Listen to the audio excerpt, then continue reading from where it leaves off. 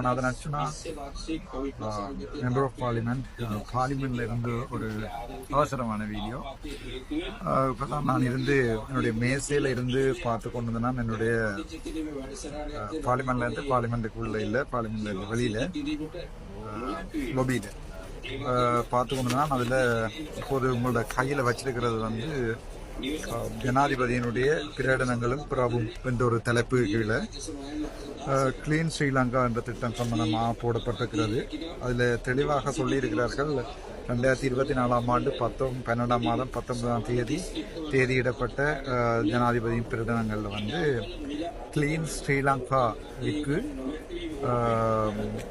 Committee ஒன்றை form பண்ணியிருக்கிறார்கள். Committee என்று சொன்னால் குழு ஒன்றை ஃபார்ம் பண்ணியிருக்கிறார்கள்.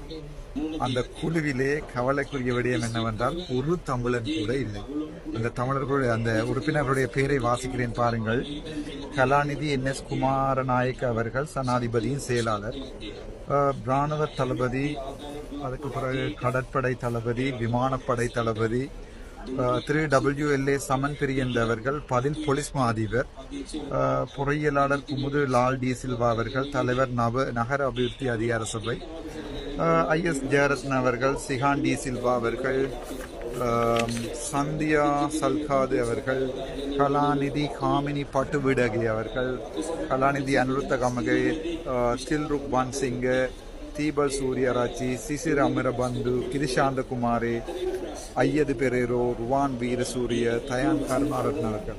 இதில் பேர்களை பார்த்தீங்கன்னா தெரியும். இதில் எந்த தமிழ் பேரும் இல்லை.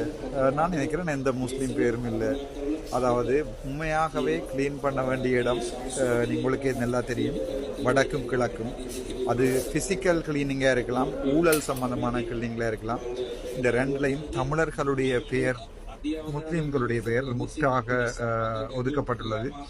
இதில் என்ன கவலைக்குரிய விடயம் என்றால், நான் தெளிவாக சொல்லியிருக்கிறேன், NPP அரசாங்கம் செய்கின்ற சகல நல்ல விடயங்களையும் நான் சப்போர்ட் பண்ணுவேன் என்று சொல்லியிருக்கிறேன். ஆனால் இங்கே பார்த்தீங்கன்னா தெரியும், தமிழர்கள் முழுதாக புறக்கணிக்கப்பட்டிருக்கிறார்கள்.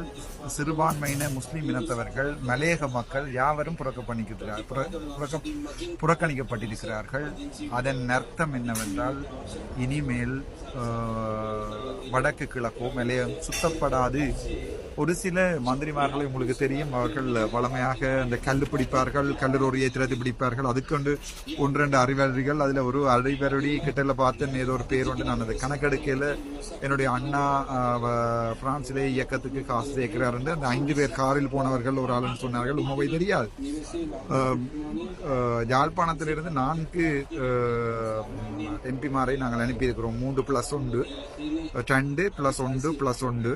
உங்களுக்கு தெரியும், 2 எங்களுடைய தெரிவு செய்யப்பட்ட பாராளுமன்ற உறுப்பினர்கள், அது தவிர 1 போனஸ், அதை தவிர தேசிய பட்டியல் உண்டு. அதில் எங்களுக்கு அமைச்சரும் இருக்கிறார். கிளீன் ஸ்ரீலங்கா திட்டத்தில் தமிழர்கள் இல்லை, முஸ்லீம்கள் இல்லை.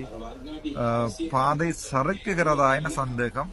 இந்த கேள்வியை நான் எங்களுடைய கல்லுப்பிடிக்கும் பாராளுமன்ற உறுப்பினர்களிடம் விடுகிறேன். ஸோ உங்களுக்கு எந்த பதவியும் தர முடியாது என்றால், அல்லது எங்களுடைய யாழ்ப்பாணத்திலிருந்து ஒரு தமிழ், கிழக்கிலிருந்து ஒரு தமிழ், கிழக்கிலிருந்து ஒரு முஸ்லீம், மன்னாரிலிருந்து ஒரு முஸ்லீம், வன்னிய வவுனியாவிலிருந்து ஒரு முஸ்லீம் ஏன் தெரிவு செய்யப்படவில்லை?